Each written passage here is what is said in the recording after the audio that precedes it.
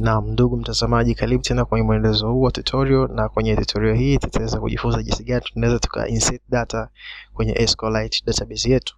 Kwa hiyo bila kupoteza muda, kwenye tutorial hii tutatengeneza a method ambayo itakuwa na handle hizo data insertion kwa kutumia content values. Vile vile tutatengeneza a layout file ambayo itakuwa humo ndani na edit text 3 pamoja na button moja. Kwa karibu sana. Kwa hiyo hapa tuandike method ambayo itakuwa inaingiza sasa data zetu kwenye SQLite yetu, na tunaandikia kwenye upande wa database helper.java class. Kwa unaandike public, na hii method mtazamaji itakuwa ni boolean. Kwa public boolean insert data, na hii method ina pass vitu vitatu, kwa sababu kwenye database yetu hapa tuna column tatu.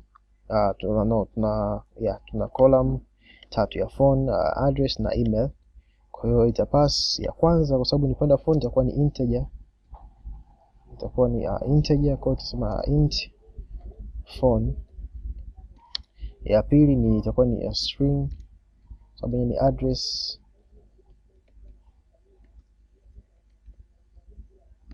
Ya tatu itakuwa ni string email.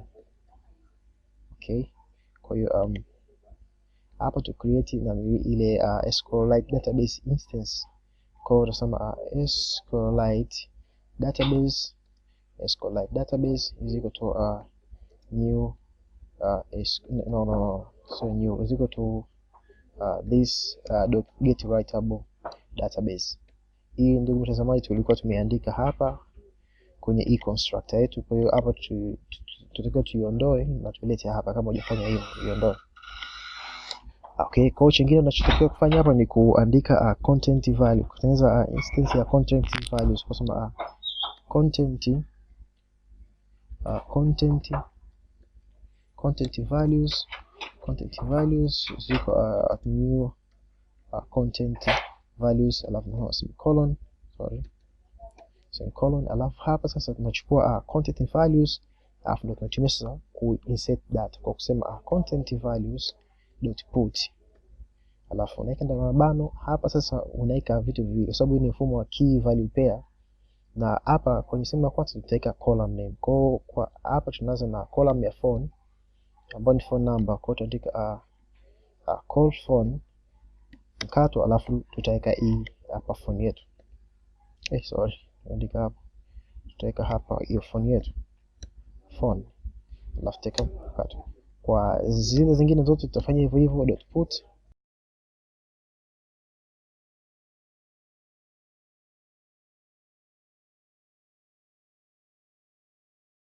Okay, kwa hiyo tumeshamaliza kuput his data kwenye content value yetu. Kwa hiyo kinachofuata sasa hivi ni kutumia hii instance ya SQLite database, alafu tunatumia a method ya insert. Kwa hiyo tutasema hii SQLite database dot insert. Katika tutorial ya kwanza kabisa SQLite database nilieleza SQLite database inatusaidia kufanya vitu gani, ikiwa moja wapo ni insert. Kwa hiyo tuta insert na tutaput argument ambazo zinahitajika hapa ni tatu. Ya kwanza ni table name, ya pili column hack, na ya tatu ni hiyo content value. Kwa hiyo kwa table name tutasema table name, ambayo ndugu mtazamaji ni table name hii hapa. Kwa table name yetu inaitwa contacts, alafu kwenye column hack tutaweka null, alafu kwenye content value tutakuwa ile content values. Okay, tutaweka semicolon kama hiyo. Kwa hiyo hii method yetu inahitaji ku return a value, na value ambayo inakuwa returned hapa ni boolean type. Na ili kuweza kujua kwamba data imekuwa inserted kwenye database yetu ama haijawa inserted, lazima tujue hii SQLite ita return kitu gani. Hii SQLite database ita return kitu gani? Ina return -1 pale endapo data inapokuwa haijakuwa inserted. Kwa maana -1 not inserted. Na ikilitan moja, basi ujue data zimekuwa inserted. Okay, kwa hiyo tutakiwa tuandike sasa kitu kama hiki ili tupate result kama ni -1 au 1. Okay, kwa hiyo tutatumia wrong results sawa na kitu kama hichi. Okay, kwa hiyo hapa kwenye result vile vile usisahau tutasema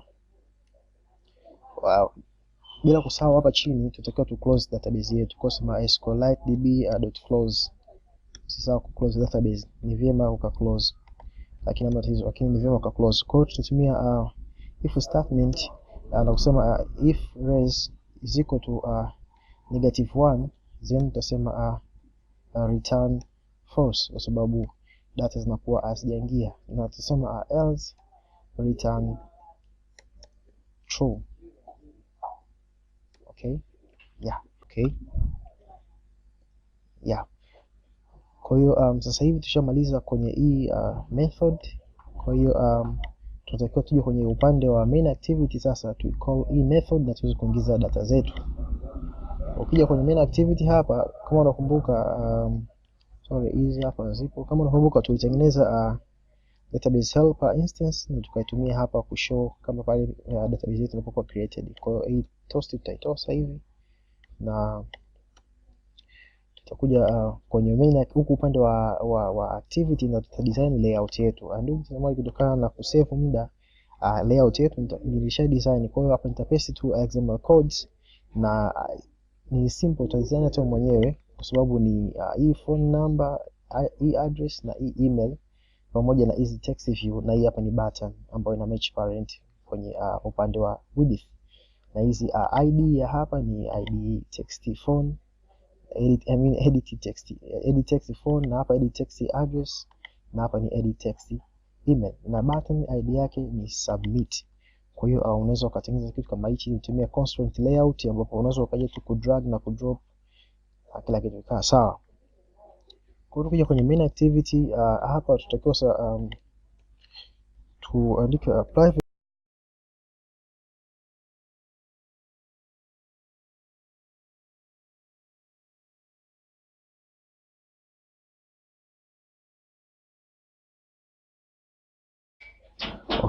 naam. Kwa hiyo hapo tumeweza kucast vizuri. Kwa hiyo tu call method yetu ya insert ambayo ni insert data. Kwa hiyo tutatumia hii instance name ambayo iko hapa, tutumia ku access hii method ndani ya class hii database helper. Kwa hiyo vile vile tumesahau kitu kimoja ambapo ni button, nisahau kuicast, sorry. Kwa tukiandika vile vile kwa hiyo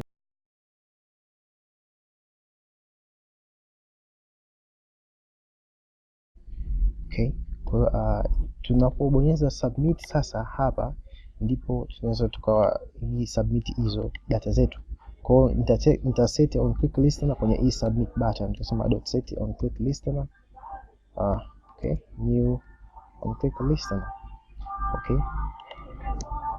Kwa hiyo humu ndani sasa tutakiwa tufanye to declare kitu kama hichi ambacho tutakuwa ni integer, tuseme phone. Sasa hii tuite phone number sasa na edit text, and phone itakuwa ni integer sababu tutakiwa tuipass kwanza integer.pass int. Alafu ndani tutaweka hii phone kwa sababu phone hapa inakuwa kama string. Kwa hiyo itakuwa ni .getText .toString. Kwa hiyo unaona hapo iko sawa sawa. Alafu nyingine ni itakuwa ni string say ni m address ambayo itakuwa ni address getText.toString kato semicolon, maanisha string nyingine ni m email. Sasa na email .getText.toString semicolon. Hii nimeiconvert kuja kwenye integer kwa sababu data type ambayo tuliweka hapa kwenye column ya phone ni integer, kwa hiyo lazima ingie integer data type, plus hivyo application ita crash.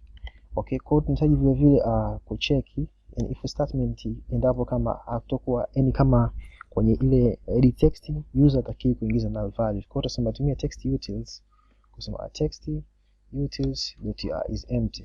Kumbuka huko mwanzo niliweka note, okay? Kwa hiyo hiyo ni copy hii, na humu ndani tutaweka kitu kama hichi. Kwa text util is empty, copy, okay, and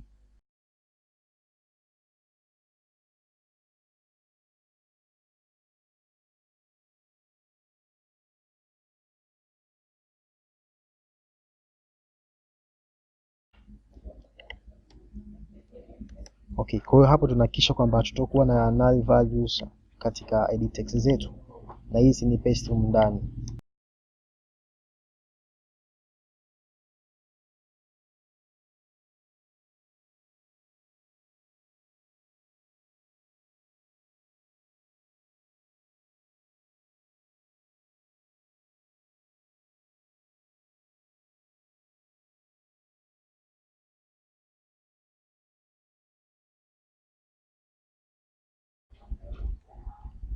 Okay, naam. Kwa hiyo kwenye else part tutatoa toast message ajaze all field. Tutaangalia ni ipi hajajazwa kwa sasa hivi, ila ni vyema uka specify ipi ambayo hajajazwa na ipi imejazwa. Okay? Kwa hiyo hapa sasa tunakuja kutumia sasa ile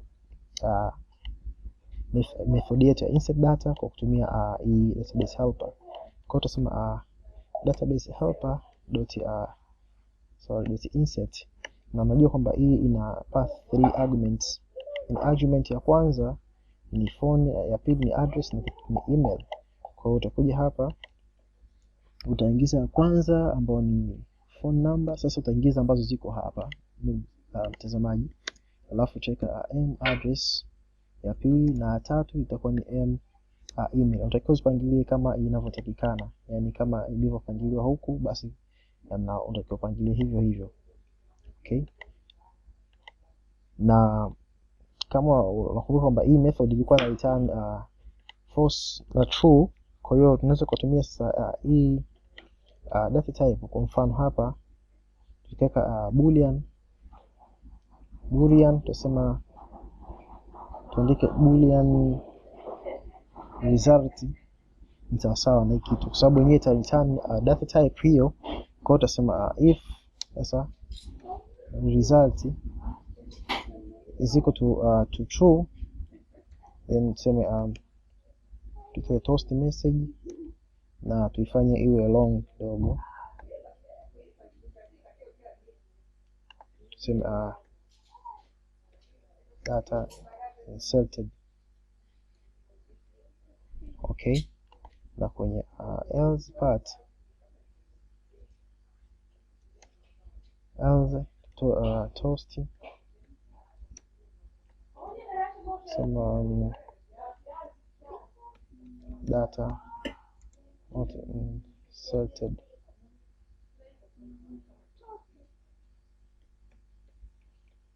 Okay, data not inserted. Hii ni can be specified to anyway, iachana nayo. Kwa hiyo hapo sasa hivi tunatakiwa tu test application yetu, na kwa haraka kuangalia kama kila kitu kiko sawa. Nadhani kila kitu kiko sawa. Ukija huku I think tuko sawa. Kwa tu test application yetu kwenye emulator. Ndugu mtazamaji, hii tunaweza tukasimplify kwa kuweka tu hii peke yake result, yani kama peke yake hivyo bila kuandika is equal to true, kwa sababu hapa if itaandika if is true then return na false, kwa haina haja kusema if result is equal to true. Okay, kwa hiyo application yetu sasa imesha run. Tuone kama tunaweza kuingiza sasa data zetu na tukapeleka vizuri. Kwa kama nikibonyeza empty button hapa nitapata toast message ambayo inaandika fill all fields. Kwa hiyo tutakuwa na uhakika kwamba lazima tuingize data ambazo ni kwa field. Kwa hapa ni namba ya simu, tutaingiza